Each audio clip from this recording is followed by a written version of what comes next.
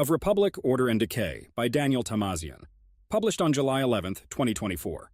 We impose order on it, it falls into decay. We arrange it anew and crumble ourselves. A quote from Rainer Maria Rilke. This piece, consisting of two interconnected sections, offers a brief review of classical Republican theory and Florentine political history to contextualize the challenges facing the Armenian Republic. As such, it does not intend to merely give commentary on current affairs, but to offer a way of recasting Armenian history without having to renounce what makes up our historical identity. Therefore, it will touch upon domestic issues and narratives expounded by both the government and the anti-government movement, led by Archbishop Bagrat Galstanyan. The clash between two sides can be seen as a clash of two Armenias, to use an expression from the Prime Minister himself, the historical and the real Armenia. Both of these categories, however, depart from reality and do not offer solutions, as will be argued. The comparison between Armenia and the Florentine Republic of the late Renaissance will serve as both a warning and an illustration of the vulnerability of republics, seeking legitimacy and stability in the flux of history. Republics are notoriously hard to maintain. Such is the gist of classical republican theory, as summarized by French philosopher Montesquieu, in a telling passage from his considerations on the causes of the greatness of the Romans and their decline. What makes free states last a shorter time than others is that both the misfortunes and the successes they encounter almost always cause them to lose their freedom. In a state where the people are held in subjection, however, successes and misfortunes alike confirm their servitude. A wise republic should hazard nothing that exposes it to either good or bad fortune. The only good to which it should aspire is the perpetuation of its condition. The verdict of Montesquieu is succinct and clear. Republics should tend to their self-preservation by not exposing themselves to fortune. Montesquieu's reference to fortune, in Italian fortuna, as well as his advice of caution to republics, are of Machiavellian, or rather Florentine, provenance. For Machiavelli, and by extension for Montesquieu, fortune signified the external threats that a republic can face.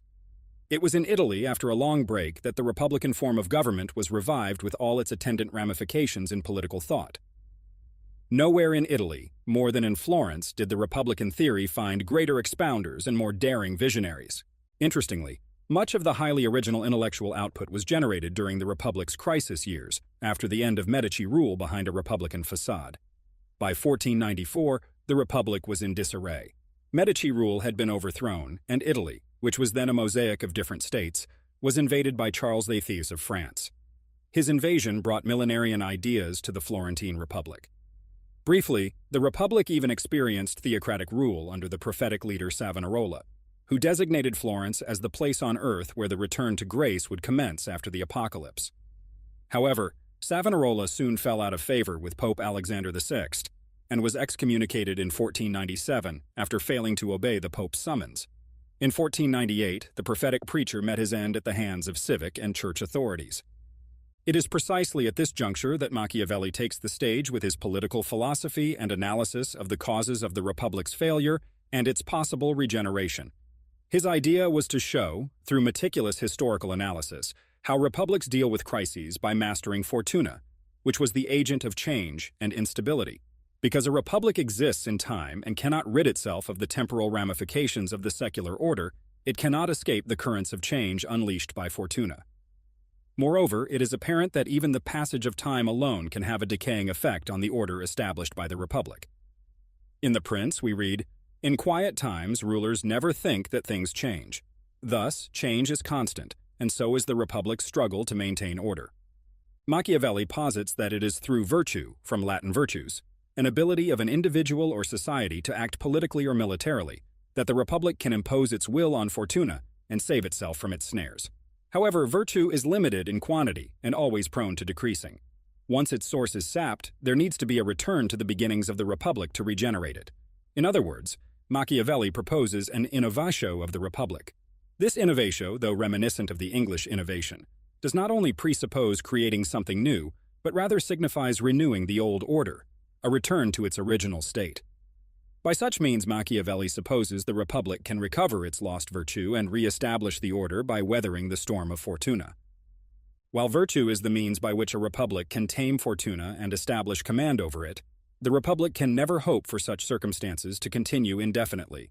Therefore, when virtue becomes scarce, a return to the beginnings is needed to counter the change. Each successive innovation is a restoration of the original state of affairs and first principles. Only in this way can a republic withstand the atrophic effects of time and change imposed by fortuna. Such is the lesson passed down to generations of political philosophers in Europe and beyond by Machiavelli. This lesson is articulated by Montesquieu's aforementioned passage, albeit in a more condensed form. Machiavelli's Florence never recovered from the severe blows of fortuna, and the Republican order had to yield to the dynastic rule of the Medicis, 1532. After a brief interregnum, the Medicis came back to power in Florence, this time not as covert but as apparent despots. So how does Armenia, in its current state of affairs, figure into this discussion? Direct comparisons would be both uniformed and rash, even though it seems tempting to compare Archbishop Galstanian with Savonarola. Fortunately, Archbishop Galstanian is not a figure of Savonarola's caliber, and he does not command the prophetic rhetoric and tone of the latter. If we set aside the personalities involved, there are certain similarities between the circumstances of contemporary Armenia and the Italian republics from the 14th to early 16th centuries. Firstly, it is important to look at the South Caucasus in general to understand Armenia's geopolitical situation. This region is home to newly independent states that were once part of the Soviet Union, and before that, the Russian Empire.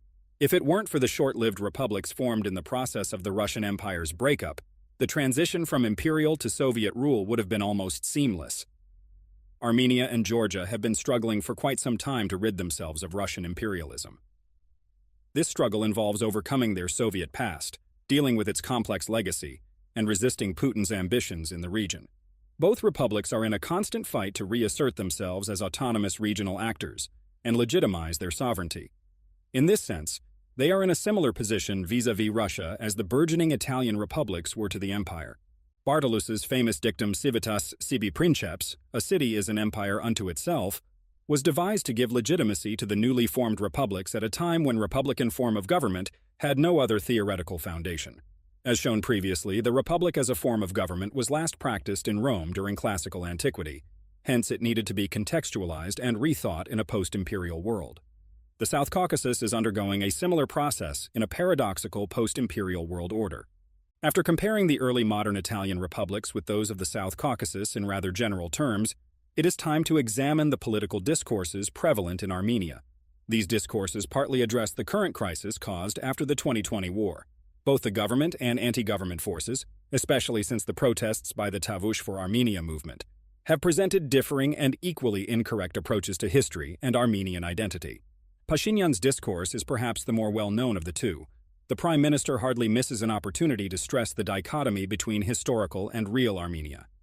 Recently, he stated that his love for real Armenia cannot be surpassed by anything else. This discourse ties into his narrative about the possible peace treaty, which seems so close and yet so far away. On top of this, he also intends to introduce a new model of patriotism by substituting Mount Ararat with Mount Aragats, or by renaming the history textbook from Armenian History to History of Armenia, as has been known for quite some time. This onslaught against the historical Armenian identity is justified by his campaign for solidifying the Armenian state.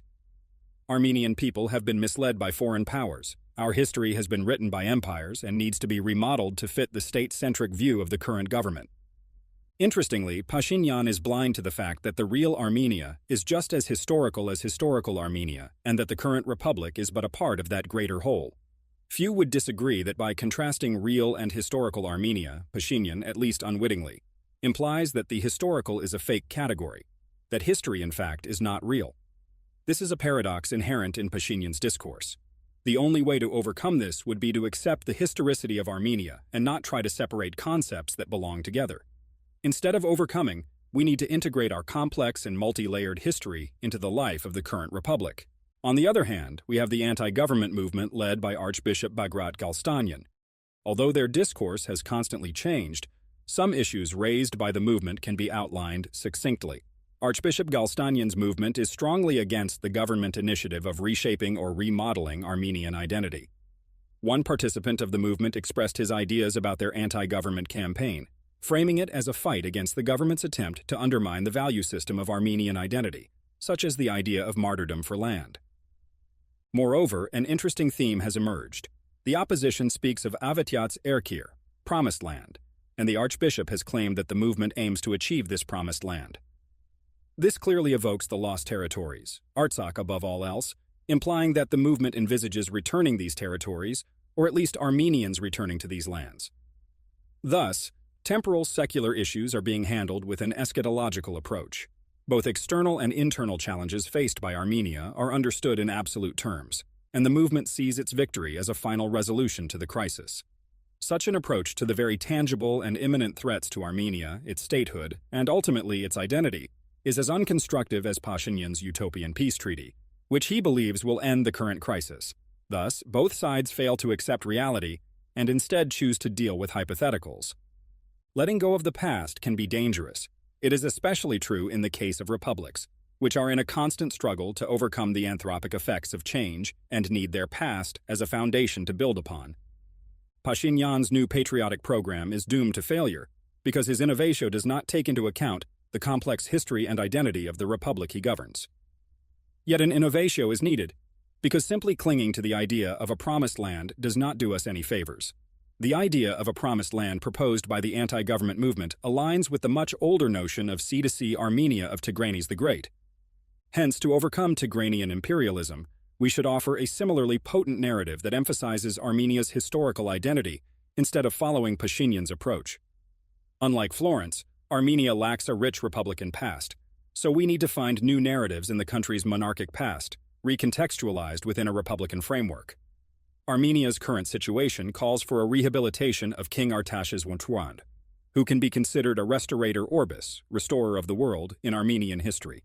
After all, Tigranes, who established the short-lived Armenian Empire, succeeded because Artashes had laid the groundwork for an empire. He initiated sweeping reforms by dividing and demarcating the land. Modern Armenia needs Artashesan reforms, not Tigranian imperialism. Since its independence, Armenia has needed the former, but belied by Fortuna after the victorious war, and blinded by heightened sense of nationalism, chose to follow the latter. A republic should be chiefly concerned with its preservation and restore its order by returning to its beginnings. The Armenian Republic needs to come to terms with its own history and embrace it, not to find the glory days of a distant past, but to honor the arduous work of its founders.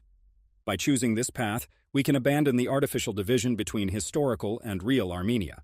In other words, to reformulate a phrase of the Spanish author Salvador de Madariaga, Armenia needs to become one, with its many Armenias. Armenia must innovate because the times and circumstances have changed drastically in and around the country. This innovation, as I aim to show, should not come at the cost of relinquishing our past and symbols.